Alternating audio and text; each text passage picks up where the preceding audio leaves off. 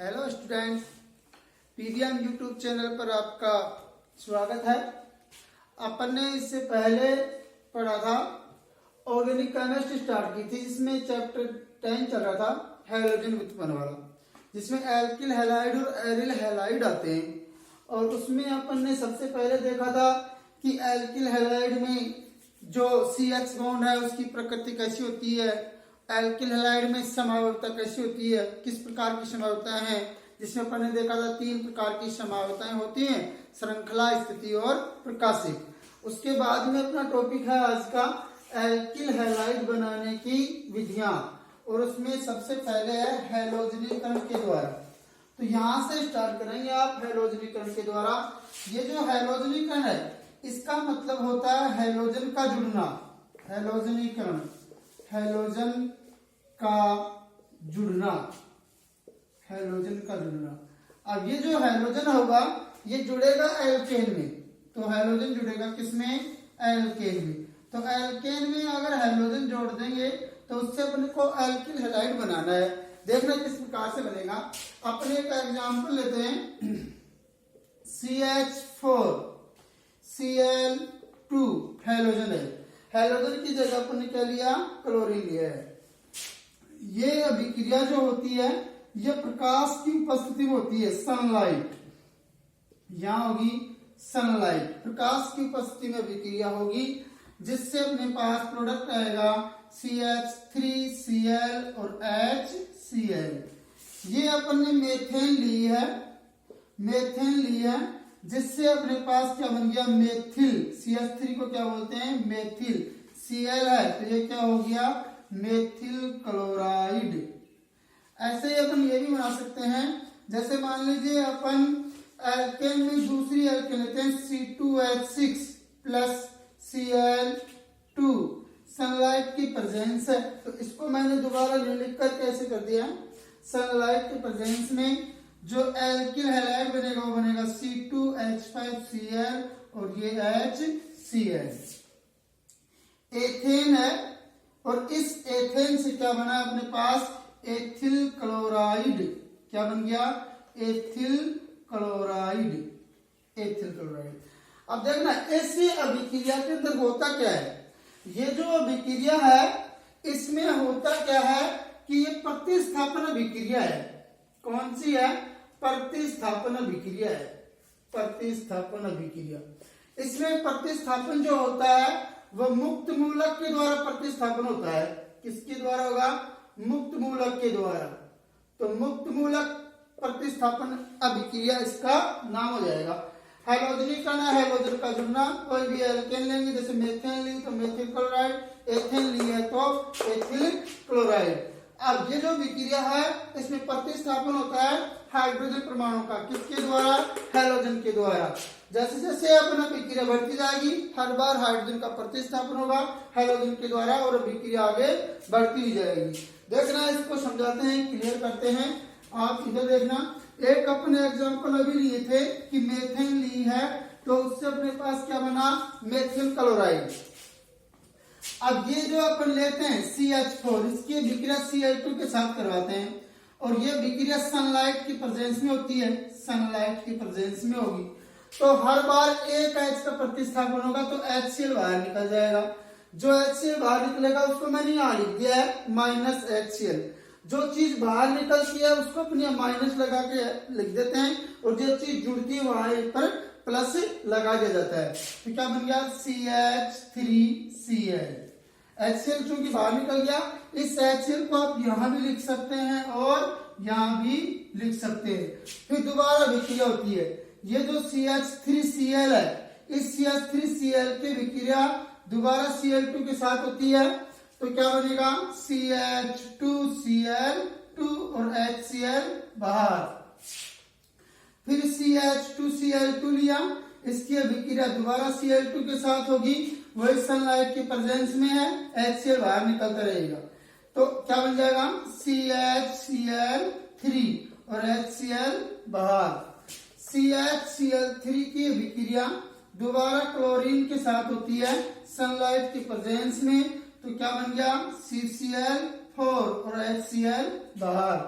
इसको बोलते हैं मेथिल क्लोराइड। क्या हुआ? Methyl chloride.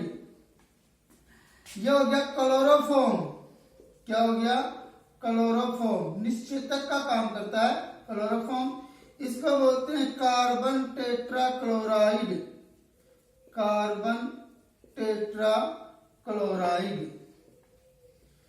इस प्रकार से ये विक्रिया चलती रहती है। सूर्य के प्रकाश की उपस्थिति में हर बार एक H का प्रतिस्थापन हाइड्रोजन के द्वारा होता रहता है। HCl बाहर निकलता रहेगा और जो प्रोडक्ट होगा वो अपना बनता रहेगा। अब इसकी क्रिया विधि देखते हैं। क्रिया विधि जो होगी वो आती है मुक्त मूलक प्रतिस्थापन अभिक्रिया है, उसकी क्रिया विधि देखेंगे अपन, और उसके लिए अपने को 3 स्टेप देखने होंगे। तो अपन यहां लिखते हैं मुक्त मूलक हैलोजनीकरण, मतलब हैलोजन जुड़ेगा, हैलोजनीकरण की क्रिया विधि। मुक्त मूलक हैलोजनीकरण।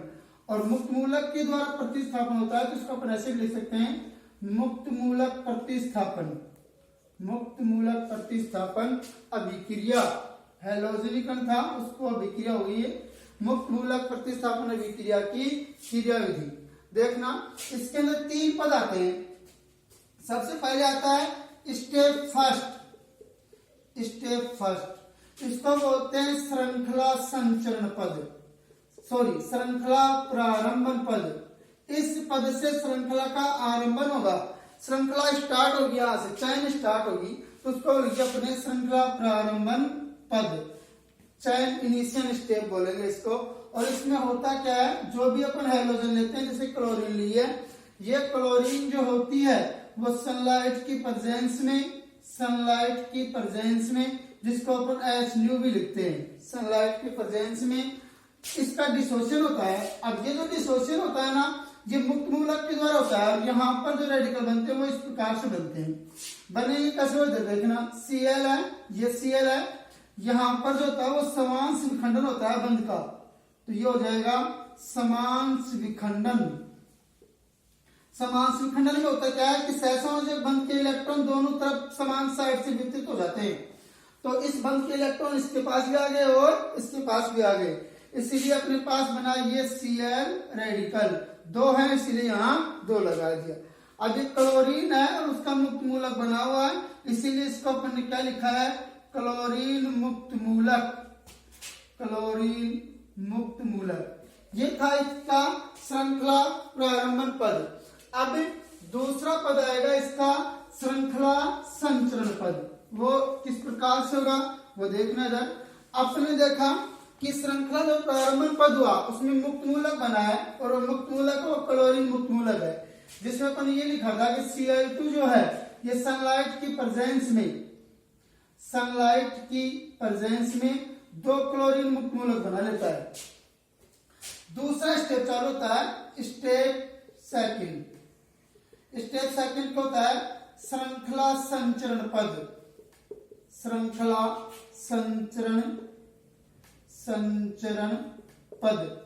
चैन प्रोपगेशन स्टेप।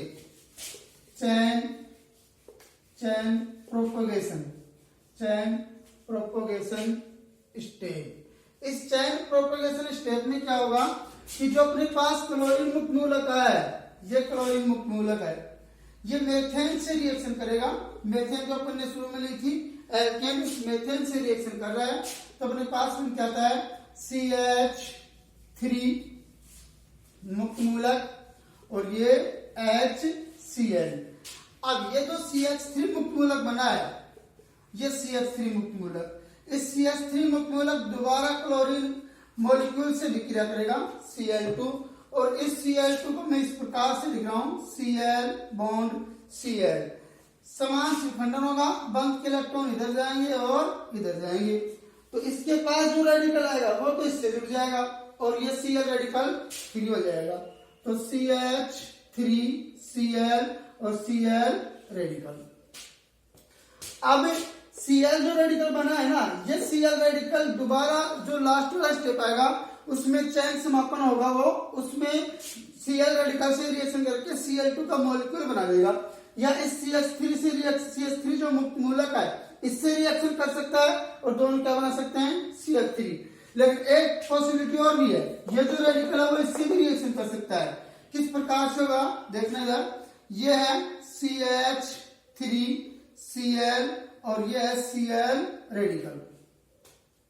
ये जो Cl रेडिकल है इसका भी क्या होगा समान विखंडन होगा और वो किस प्रकार से होता है वो इधर देखना, CH2HCl, इस बंध के इलेक्ट्रॉन इधर, इस बंध के इलेक्ट्रॉन इधर और ये क्लोरीन मुक्त मूलक। अब यहाँ पर जो हाइड्रोजन मुक्त मूलक बनेगा ना वो तो इससे जुड़ जाता है और नया रेडिकल अपने पास आता है CH2Cl, ये नया रेडिकल आ गया और HCl बाहर। अब ये जो CH2Cl रेडिकल आया है ये दोबारा Cl मॉलिक्यूल से रिएक्शन करेगा, Cl मॉलिक्यूल का समान विखंडन होगा तो ये Cl रेडिकल कहाँ आ जाएगा यहां जुड़ जाएगा और HCl हो जाएगा बाहर। क्या बना CH2 और HCl बाहर, ये हो जाएगा HCl बाहर। तो अब अपने पास पहले तो आया ये, फिर बन गया ये, अब आ गया अपने पास में ये, जिसमें अपने पास ये जो है तो इसकी रिएक्शन अपन इससे करवाते हैं, ये Cl रेडिकल लेंगे, Cl रेडिकल, तो Cl जो रेडिकल होगा वो इसके साथ जुड़ेगा तो क्या बन जाएगा CH2Cl2, ये बढ़ेगा यहाँ पर। अब ये जो CH2Cl2 है ये दोबारा Cl रेडिकल से रिएक्शन करेगा, बॉन्ड डिसोसिएशन होगा, समांश विखंडन होगा, HCl बाहर निकलेगा, नया रेडिकल आएगा CHCl3 और ये आ जाएगा HCl। अब यहां पर आया अपने पास में CHCl3, इसकी रिएक्शन करवाते हैं अपन Cl रेडिकल से, Cl रेडिकल रिएक्शन करेगा तो HCl बाहर आएगा और नया रेडिकल आएगा अपने पास CCl3 और ये HCl बाहर। ये जो CCl3 रेडिकल है ये Cl2 से रिएक्शन करेगा, Cl2 का समान विखंडन होगा तो क्या बन जाएगा CCl4 और Cl रेडिकल। तो ये अपने पास प्रोडक्ट आ गए, देखो ये बन गया, यहाँ ये बन रहा है, ये बन रहा है और ये बन रहा है, लास्ट में अपने पास आएगा कार्बन टेट्रा क्लोराइड। अब अपने पास आता है तीसरा स्टेप थर्ड और इसको बोलेंगे श्रृंखला समापन पद। इस श्रृंखला समापन पद में क्या होता है, जितने भी रेडिकल बन के आए हैं, मुक्त मूलक बन के आए हैं, उन सभी का योग हो जाता है और श्रृंखला क्या हो जाती है समाप्त हो जाती है। Cl रेडिकल से रिएक्शन करेगा तो Cl2 बन जाएगा। ये क्लोरीन मुक्त मूलक जो है ये मेथिल मुक्त मूलक से भी क्रिया कर सकता है और क्या बना सकता है CH3Cl। ये जो अपने पास CH3 रेडिकल है ये आपस में भी क्रिया कर सकते हैं, CH3 क्या बन गया CH3 क्या बन गई एथेन। इस प्रकार से आपने देखा कि मेथेन जब हमने लेके स्टार्ट किए थे जिसे मेथिल क्लोराइड बनी, मेथिल क्लोराइड बना, क्लोरोफॉर्म बना, कार्बन टेट्रा क्लोराइड बना, लास्ट में क्या बन गई एथेन। अब ये जो हैलोजनीकरण जो स्टेप है जिसके द्वारा अपन एल्किल हैलाइड बना रहे थे उसमें जो अपने पास एल्किल हैलाइड बनता है वो प्योरली शुद्ध एल्किल हैलाइड नहीं बनता, इसीलिए हैलोजनीकरण वाली विधि है ये उपयुक्त नहीं है कि इससे शुद्ध एल्किल हैलाइड बनाना संभव नहीं है। अब हैलोजनीकरण वाले 3 स्टेप आए अपन ने देखे। सबसे पहले श्रृंखला प्रारंभन पद, इसको अपन ने कहा था स्टेप फर्स्ट, जिसको अपन ने क्या लिखा था श्रृंखला प्रारंभन पद। दूसरा है श्रृंखला संचरण पद चेन प्रोपेगेशन, जिसमें मेथेन के विक्रिया क्लोरीन मुक्त मूलक से मेथिल मुक्त मूलक, हर बार ये मेथिल मुक्त मूलक और क्लोरीन मुक्त मूलक आपस में रिएक्शन करते रहते हैं और न्यूट्रल मॉलिक्यूल से भी रिएक्शन होती रहती है जिससे अपने पास मेथिल क्लोराइड, ये क्लोरोफॉर्म कार्बन टेट्रा क्लोराइड और लास्ट में जाकर के जितने भी मुक्त मूलक बने वो सारे के सारे क्या हो जाएंगे, ऐड हो जाएंगे, श्रृंखला क्या हो जाएगी, समाप्त हो जाएगी। तो ये अपनी थी पहली विधि जिसमें अपने देखा कि जो एल्केन होती है उस एल्केन का हैलोजनीकरण अगर करवा दिया जाए तो एल्किल हैलाइड का निर्माण हो जाता है। एल्किल हैलाइड का जब निर्माण होता है तो इसके लिए जो हैलोजनीकरण पद पर है इसमें हैलोजनों की क्रियाशीलता का क्रम होता है। तो अपन याद रखते हैं हैलोजन की क्रियाशीलता का क्रम कई बार पूछा हुआ है। हैलोजन की क्रियाशीलता का क्रम पूछता भी है, ऑब्जेक्टिव जो कॉम्पिटिटिव एग्जाम होते हैं उसमें भी और अपने बोर्ड के एग्जाम थ्योरेटिकल होते हैं उसमें भी। देखो हैलोजन अपने पास होते हैं F2, Cl2, Br2 और I2। हैलोजन की क्रियाशीलता का क्रम होता है ये। तो इसमें ये जो विक्रिया है ना, ये F2 ये तीव्र विस्फोटक के साथ विक्रिया करता है, तीव्र विस्फोटक यानी ब्लास्ट होने की संभावना होती है। I2 होता है वो स्लो रिएक्शन करता है, इन दोनों की रिएक्शन होती है, बीच वाली रिएक्शन होती है। इसलिए जब भी अपन हैलोजनीकरण पढ़ते हैं तो या Cl2 लेते हैं या फिर Br2 लेते हैं। F2 भी नहीं ले सकते और I2 भी नहीं ले सकते, क्योंकि F2 से रिएक्शन जब हैलोजनीकरण करवाएंगे तो वो विक्रिया बहुत तेज गति से होती है, इसीलिए अपन उस विक्रिया की क्रियाविधि को नोट नहीं कर सकते और उसको डिटरमाइन नहीं कर सकते कि विक्रिया की क्रियाविधि किस प्रकार से संपन्न हुई है। I2 के साथ करवाते हैं तो स्लो रिएक्शन होती है, बहुत धीमी गति से होती है, तो इसके लिए अपने को बहुत समय लग जाता है। इसमें भी समस्या आती है विक्रिया की क्रियाविधि निर्धारित करने में, इसलिए किसका यूज करेंगे, क्लोरीन का और ब्रोमीन का। तो ये अपने पास एक विधि कंप्लीट हुई है जिसमें अपन ने पढ़ा कि एल्केन का जब हैलोजनीकरण करवाया जाता है तो एल्किल हैलाइड का निर्माण हो जाता है। दूसरी अपन पढ़ते हैं, दूसरी विधि है एल्कीन पर हाइड्रोजन हैलाइड